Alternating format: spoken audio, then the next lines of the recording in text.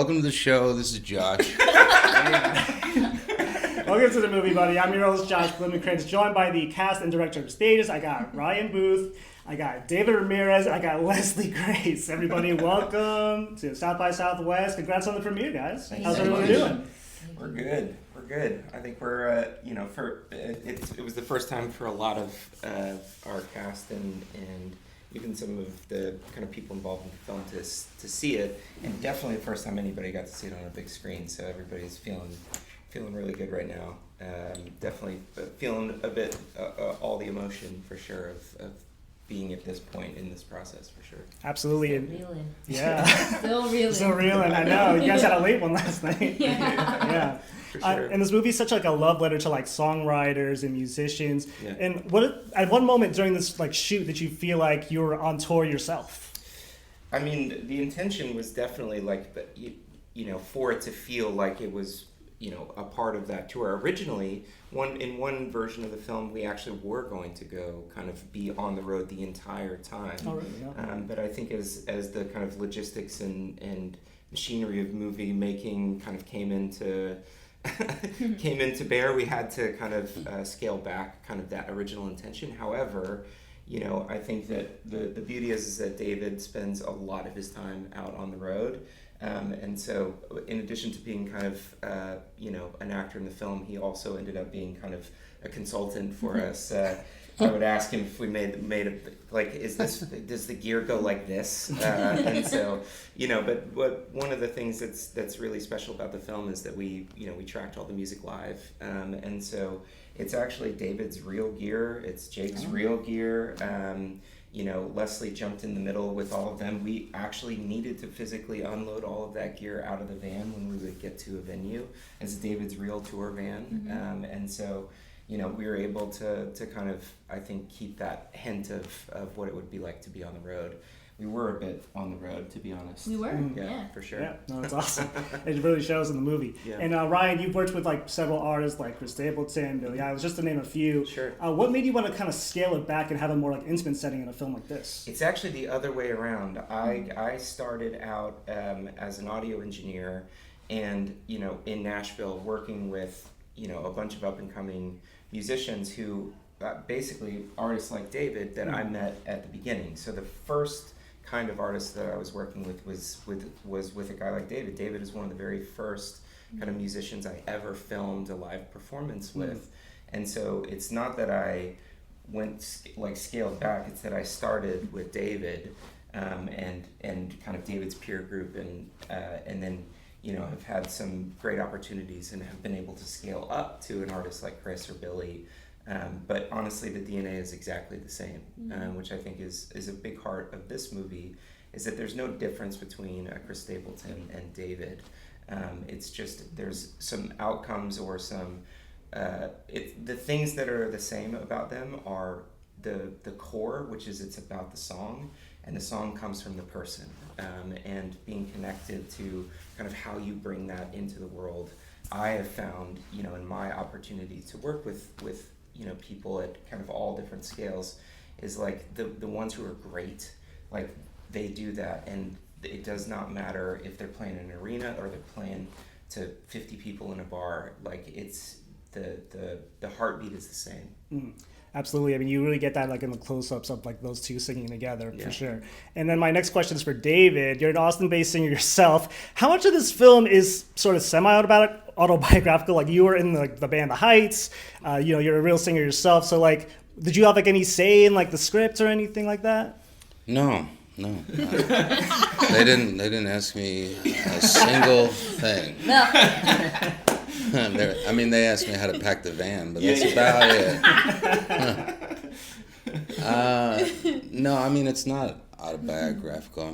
Just to piggyback on what Ryan was saying, this is not about me. It's about songs, and it's about struggle of an individual trying to find their place and their identity. So this is not a film about me. I think it's a thing about all of us desperately trying to cling on to who we are and trying to find our place where we fit. And that's why I love it so much. There are parts of Ben I relate to. I think his ego and desperation are things that I struggled with when I was, getting started in my early 20s, and something I still, from time to time, still deal with. But no, I never related to him in the sense of feeling like we were too similar. I feel like we're all going through that. Who are we, and where do we fit, and like what's our lane, and and the evolution of somebody going through all that. And, that's where I get from. There was at one point in an early version of the script, the character was actually named David, and David and I had a conversation about that in fact we wanted to be very clear that there's a difference between David and Ben. They're not the same. That David is playing Ben, and that there is that kind of like there's rhymes from David's real life with Ben, but only in the sense that I think that all of us who are kind of trying to make things and put them out into the world have those moments where you feel stuck and you feel like maybe everybody else has it already figured out, and maybe they can help me do it. Like I need somebody to do this for me in that kind of moment. And I think that that was a very early and conscious decision to make sure that and I told him, I was like, man, I want to make sure that when we make this movie and we have to start talking about this movie, that it doesn't feel like I made a statement about your David Ramirez as a musician and an artist, because I remember David said very early, he was like, Ben's kind of he's kind of a butthead, you know what I mean? Like he's like I don't relate to this kind of. You don't? No. No.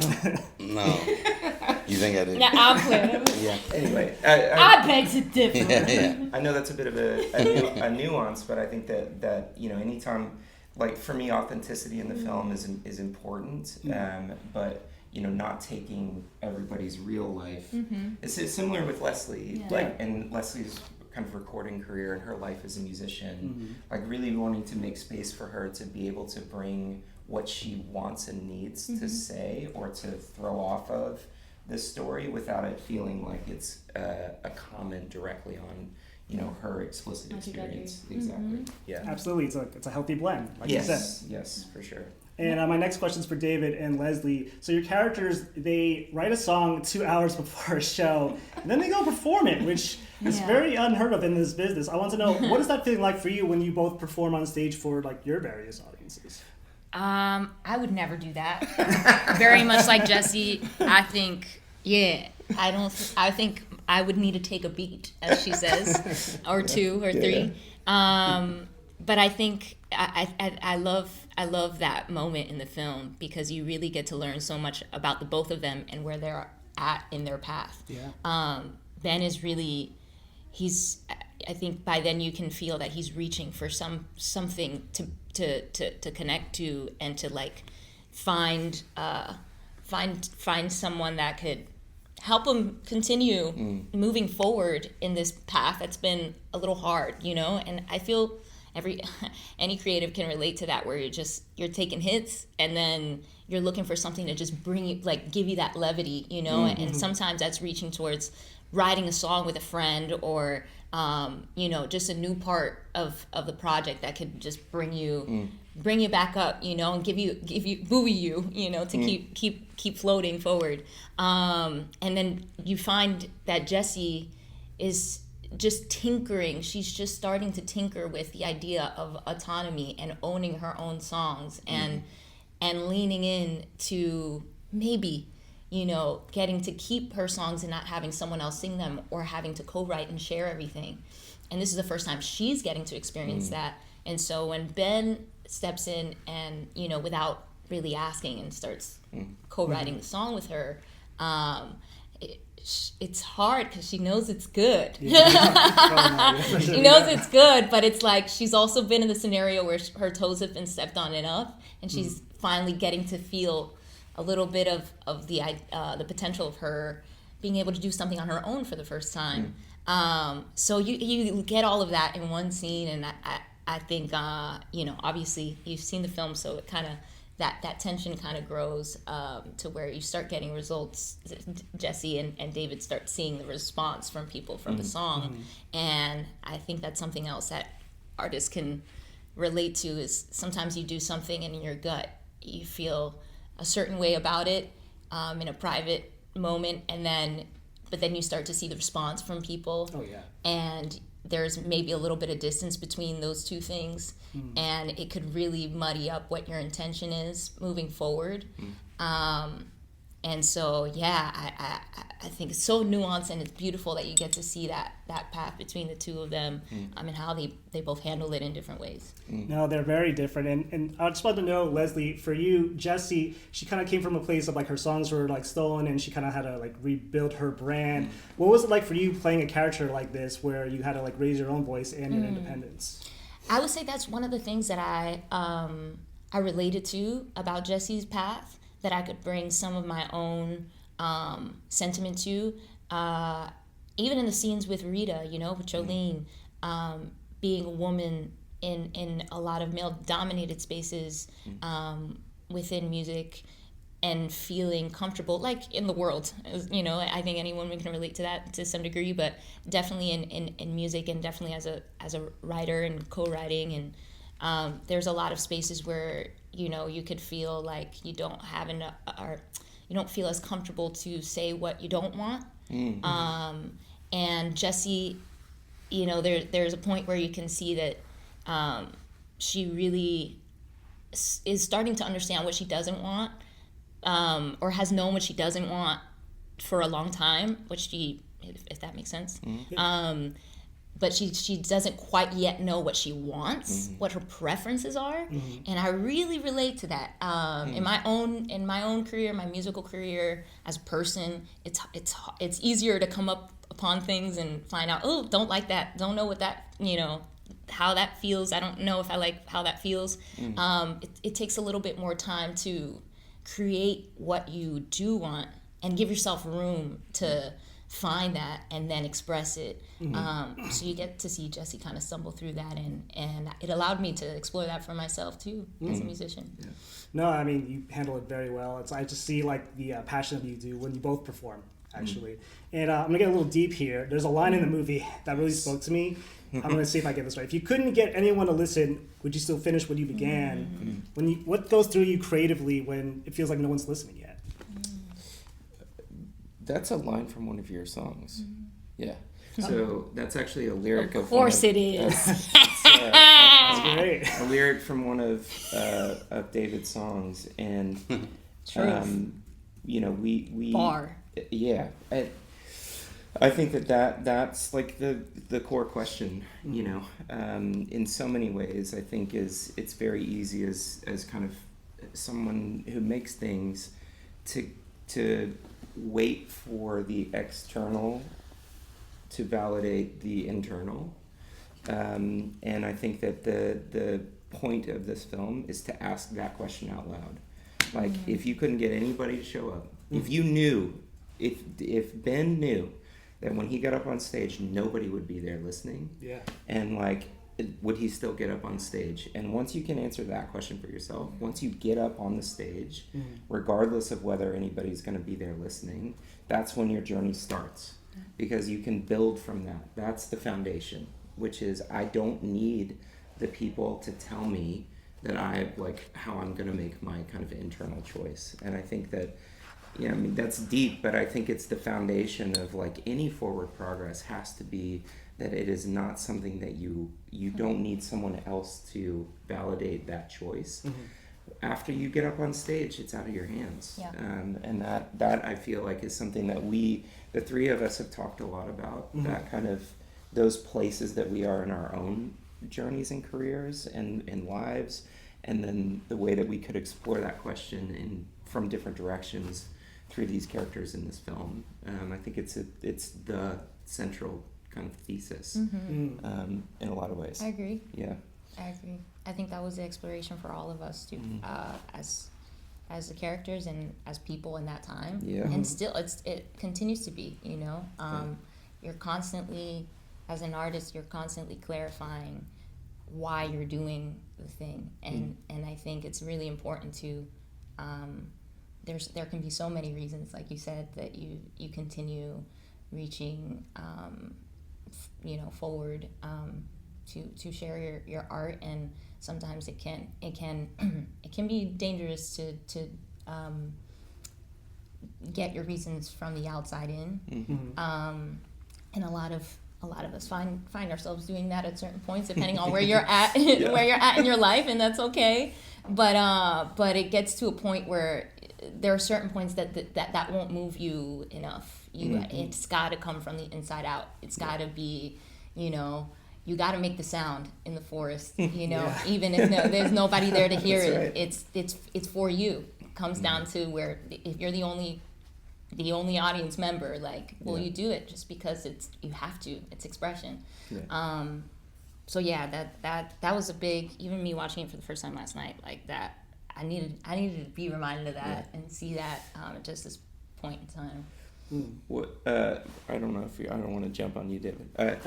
I'm enjoying listening. Yeah. So one of the interesting things is that pocket watch moment. Yes. That pocket watch moment was connected to a broader backstory that got reduced down. Okay.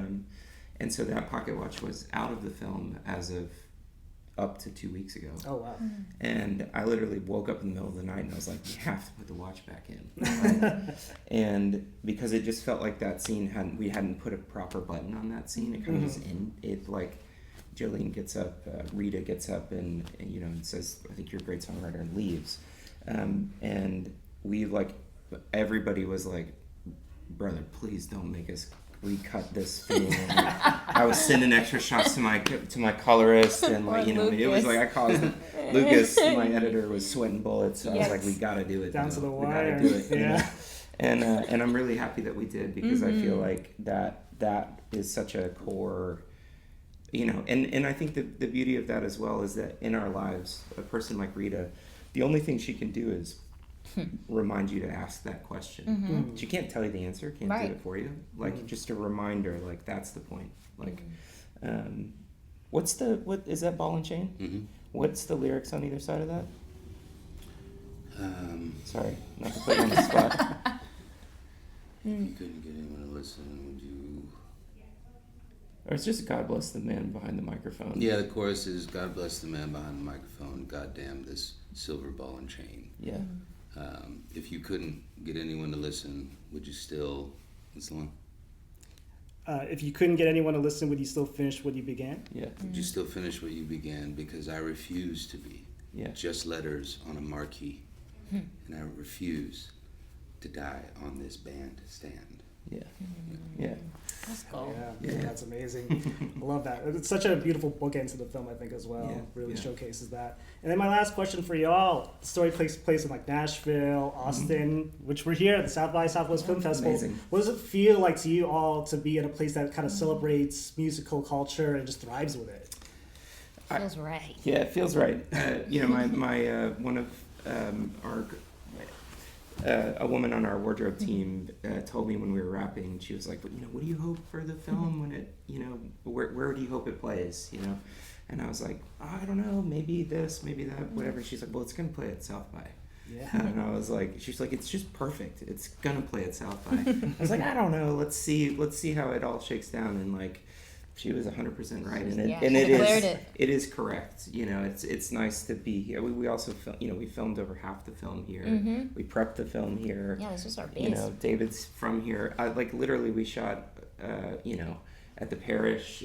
We shot at 13th floor at Stubbs. All the South by venues. Not only were we in Austin, John's Depot. Yeah. Right. Oh yeah, it's went all over. Literally, not even just in Austin, but quite literally all these venues that are currently kind of been taken over for South by. So I think it's really it's a nice moment to be able to kind of share the film here in that way. For sure. Yep. Awesome. Well, I couldn't recommend it enough, and thank you so much for taking the time to talk with me today. Everyone, go check out Stages at South by Southwest. Thank you to David, Leslie, and Ryan. There we go. Yeah, thank you, Josh. Mixing up all the names. Amazing. Cool. Thanks, everybody. Thank you so much. Thank you.